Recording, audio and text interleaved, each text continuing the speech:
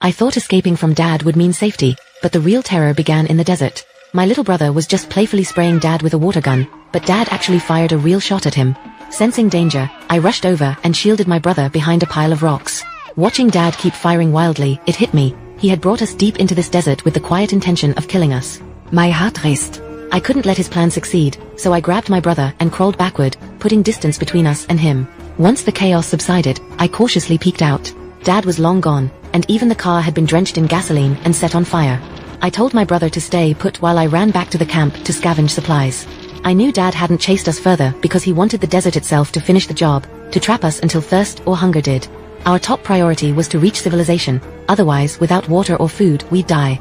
But the desert stretched endlessly, and we walked from day into night without seeing a single soul. Our water had been taken, and my throat burned from thirst. My young brother, oblivious to the danger, still explored with curiosity. Wetting highest innocence, my heart sank. To conserve energy, we huddled against a rock wall and endured the night, suppressing our thirst as best we could. The next morning, we set off again, completely directionless, wandering like headless flies. To get a better view, I gritted my teeth and climbed a hill with my brother. Halfway up, I nearly slipped off a cliff. My heart stopped, but we made it to the top. Ahead stretched nothing but endless barren mountains, not a city or settlement in sight. My hope drained instantly.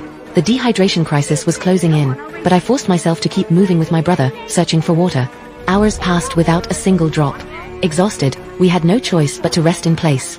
I found a few drops of water in a can and carefully gave them to my brother to regain some strength. After a short break, we continued. Under the scorching sun, my brother grew weaker and finally collapsed, tumbling down the hillside. I ran to him in panic, but he lay motionless, too weak from 3 days without food to move. Calling out was useless, so I hoisted him onto my back, gritted my teeth, and pressed on.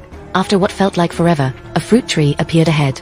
At first, I thought it was a mirage. When my brother saw it too, we ran toward it. Beneath the tree was a small pool of water. My brother lunged forward, drinking greedily, and stuffed unknown wild fruits into his mouth. I worried at first, but seeing birds eating the same fruit finally put me at ease. I let my brother eat freely. After 3 days of starvation, we finally had a proper meal and even managed a good wash. Satisfied, we curled up under the tree and slept soundly.